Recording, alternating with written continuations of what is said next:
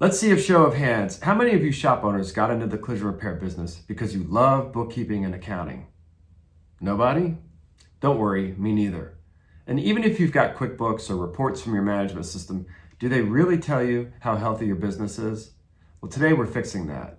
Luckily, I've developed an AI prompt that can analyze your numbers and tell you exactly where you stand. And today I'm going to show you how it works. I'll show you how to upload your financials into AI and instantly see what's working, what's costing you, and whether you're actually making money.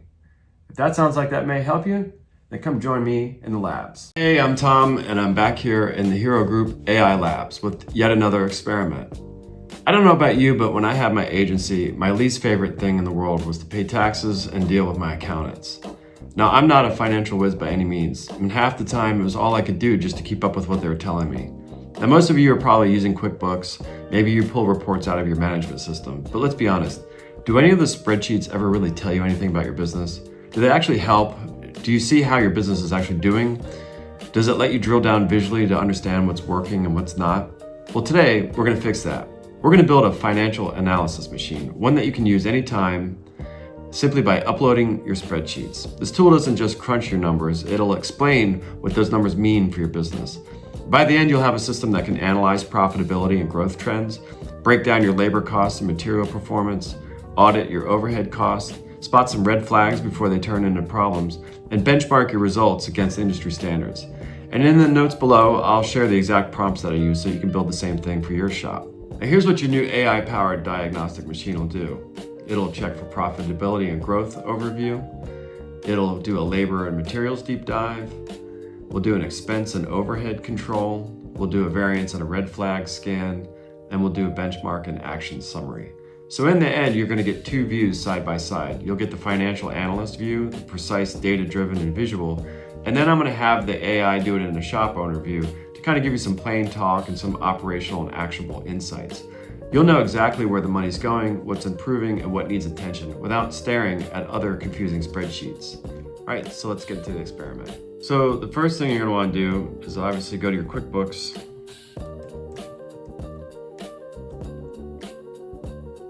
You're going to sign in. So you're going to go into QuickBooks and you want to go in and pull a report out. Now you can do it as far back as you want to look. But we're going to go into reports, standard reports. And we want profit and loss by month. And we just want to pick a time frame. So you can go back couple years if you want, however far back you want. The more data the better, but 2-3 years is a pretty good start. So let's go January 1 to today. All right, so now I've got my profit and loss by month.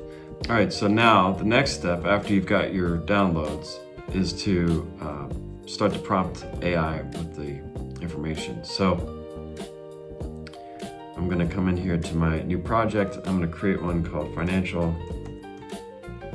I'll call it body shop.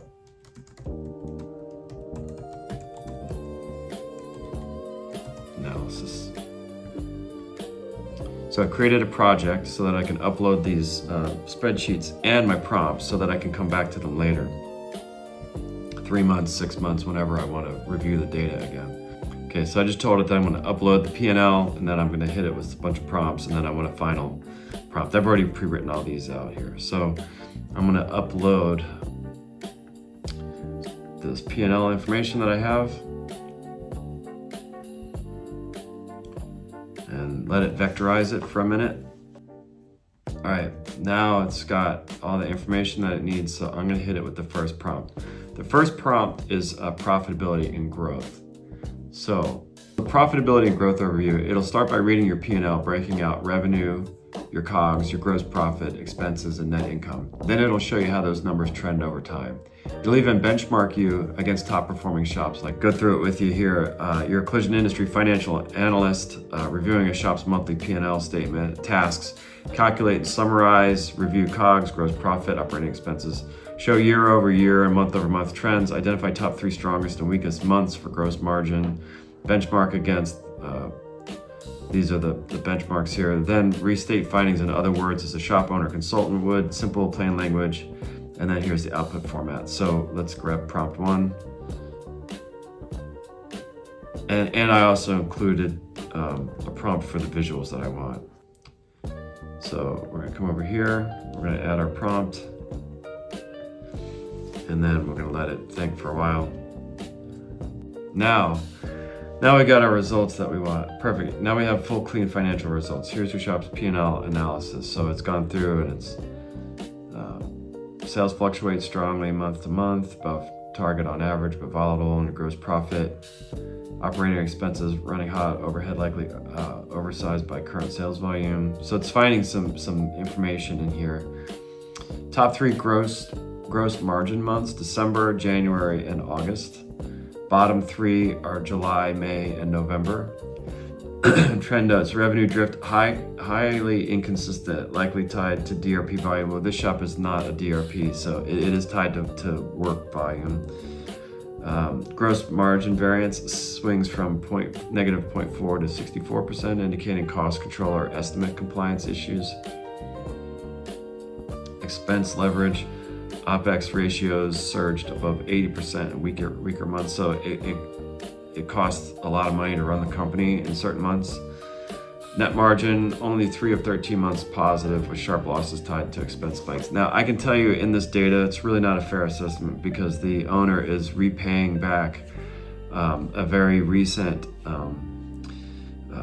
major shop addition and overhaul, and so those expenses are in here, offsetting any of his, making his expenses look higher than they really are for the shop. 3 strengths: exceptional gross margin recovery, demonstrated a capacity to scale sales above 400K a month. August performance: 59% gross margin, 22% net, shows ideal cost sales structure is achievable. Weaknesses: overhead inflation, expenses rising faster than revenue. Extreme margin volatility, COGS control is inconsistent, so that's an area we're going to drill down to later in this. Cash drag from losses mid-year, undermine liquidity. Those, again, I think are expenses related to the build-out. Opportunities: normalize production workflow to stabilize gross margins, reforecast staffing and fixed costs, audit parts, labor, paint, containment. We're going to do that here. So now here it is from the shop owner's perspective, kind of the layman's terms that I built into the prompting. You've proven that a shop can make solid money. You hit 64% gross in December, 22% net in August, but your expenses and workload are out of sync throughout the middle of the year. When the work volume dipped, your payroll, rent, and overhead stayed the same, eating up profit. As the cars came back in, your costs didn't adjust fast enough, so margins whiplashed. What's really happening? Your estimating and production discipline drives profit when it's tight. When jobs stack up, oversight slips and costs swell. So the shop gets busy, it gets messy.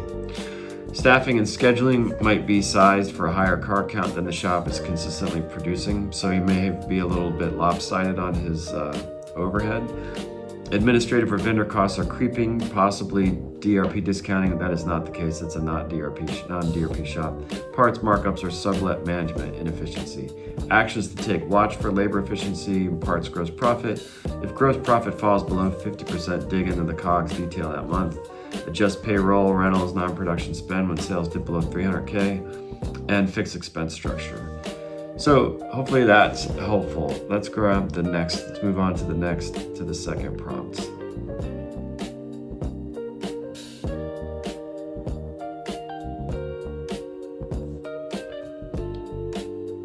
And we'll put that in here. And while that's running, I'll tell you what the second prompt is going to do. So we're going to go to a deep dive into labor and materials. So it looks like payroll and paint materials cost as a percentage of sales. So it'll tell you if tech pay is rising faster than production, or if materials costs are outpacing sales, and it'll explain what might be happening. This will give you a real actionable advice: tighten estimating, review utilization, or audit your finish capture.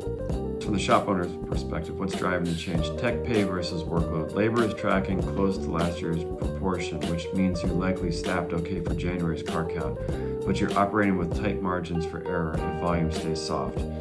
Materials swing. The big drop in materials percent could mean better mix, more labor-heavy work, or you're not capturing all refinished material items. January is just one data point. We need February to March to confirm whether it's a real improvement or Recommendations: tighten estimating and capture. Audit 10 January estimates line by line for materials, capture, P pages, blend, sealer, tint, corrosion protection, seam sealer, so on, versus the actual jobs. Review labor utilization, track flag versus paid hours weekly. If efficiency is greater than 100 to 110% for steady weeks, adjust scheduling or task batching. Paint materials billing audit, compare paint scale pulls versus bill of materials monthly. I will be doing a paint scale report. I will be doing that as a separate experiment in a future video. I have what I need for that one. Investigate variances, 3 to 4 points of sales to isolate leakage, unbillable tint, supplies, hazardous waste, masking materials. Now I'm going to move on to prompt number 3, and expense structure and overhead control. So here the system's going to break down fixed costs like rent, marketing, and admin. It highlights where costs are climbing the fastest and what that means operational. Maybe your utilities spike because of both booth filter maintenance or HVAC inefficiency. And it'll point out what it recommends what to do next. You're paying roughly the same kinds of overhead, but because sales dipped, admin costs now eat a much bigger slice of each dollar. Rent and utilities stayed reasonable as a percent of sales. Marketing is small and steady. The big bite is general admin, office, software, professional fees, miscellaneous admin, which ballooned to roughly 70% of sales in January. Translation: your sales slowed, but the office side didn't scale down. That's where the money's going. This might ring true with your shop because it's very hard these days to run the shop without a lot of front office overhead, but you can see where front office overhead really eats into your profits. Actions: vendor and software audit, list all admin, subscription, service contracts, professional fees, target a 15 to 25% reduction in the next 60 days. Renegotiate, consolidate tools, pause non-critical tools. It's very easy to subscription yourself to death. Space and staffing utilization. If the average monthly revenue tracks, recalibrate admin staffing and hours, cross-train and batch admin tasks to lower idle time. Marketing alignment, keep a baseline spend tied to car count, example 2 to 3% of sales, but redirect in high ROI channels, like the channels that produce booked estimates within 14 to 21 days. Says we can drill down into the sublines, so let's see what we find. Yes, please drill down. Let's see what's in the finer print here, as they say.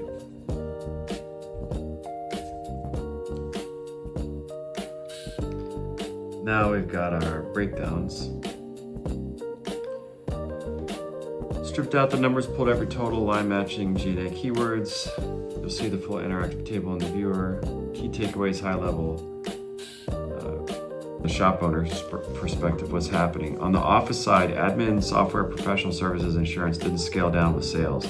A few big categories are eating most of the cash each month, which honestly, that's a hard thing to do. If sales drop, it's hard to know what to pull back. But if you run an analysis like this, you'll know what you might want to start looking at next time sales drop. Why it matters: even if small price hikes or unused seats on software compound fast when car count is light.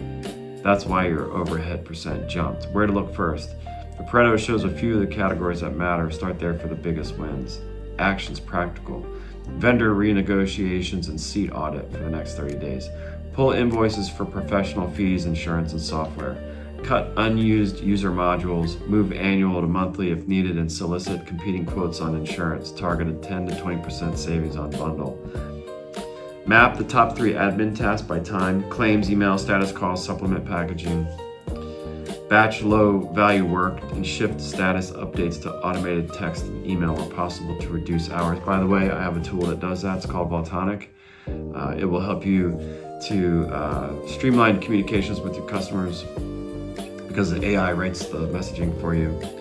Policy guardrails: cap miscellaneous office per month, require pre-approval for new tools, bundle telecom and IT where possible. Track a simple KPI, G&A as a percent of sales weekly with a trigger at a greater than or equal to 40% short term, then push towards greater than or equal to 30% sales normalized.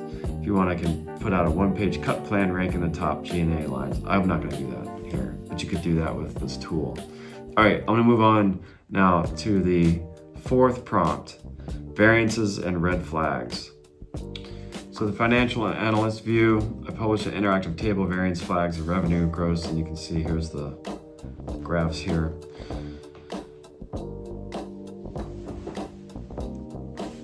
Perspective. What the pattern says: May through July, gross margin dipped, likely parts delays and underbilled materials, plus some overtime to push cars out. November through December, office overhead ran hot, fees, software, one-offs. So even with decent sales, OpEx ate the wins. When car count softens and office spend stays the same, profit disappears quickly.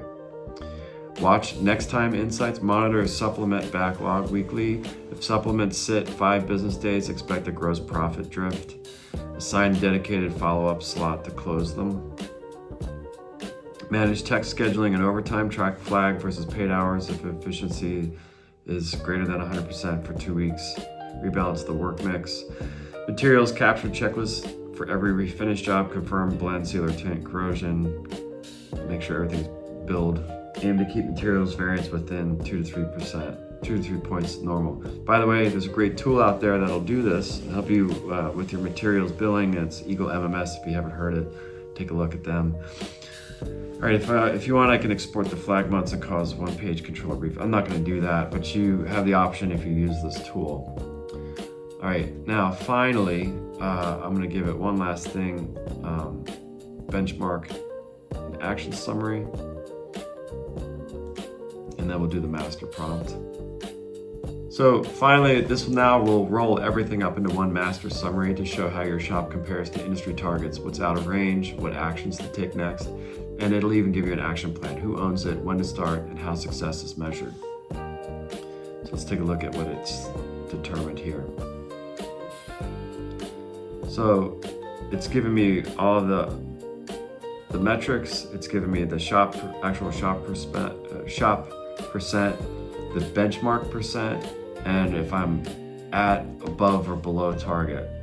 And now I've got a gap analysis and trend direction. I have high impact action recommendations, what I need to kind of focus on. And so I also have the shop owner perspective. So I'm right on target for gross profit, but the office and overhead side is eating all the gains. Here's what that means day to day. Every month, 61 cents of every dollar goes to rent, admin, and non-production costs. The target is 30 cents. If you bring overhead down by even 4 points, that's roughly $8,000 a month in recoverable profit. The biggest opportunities are to trim admin and vendor costs, tighten tech productivity, and capture every refinished materials line. Again, Eagle MMS for that. Rent and fixed costs are fine short term, but should be watched as you scale back up. And so here's the action plan: who to do it, when to start it, what to expect as a success metric. Now, I have one last thing I want to run the system through, and that's a master prompt that I created so that it gives you kind of just a full, complete overview rather than I wanted to work on each piece individually, but now I'm just going to have it go through and do one final kind of deliverable here. So grabbing that prompt here, I'm going to throw that in. Shouldn't take too long because it has all this data. Okay, got my results here,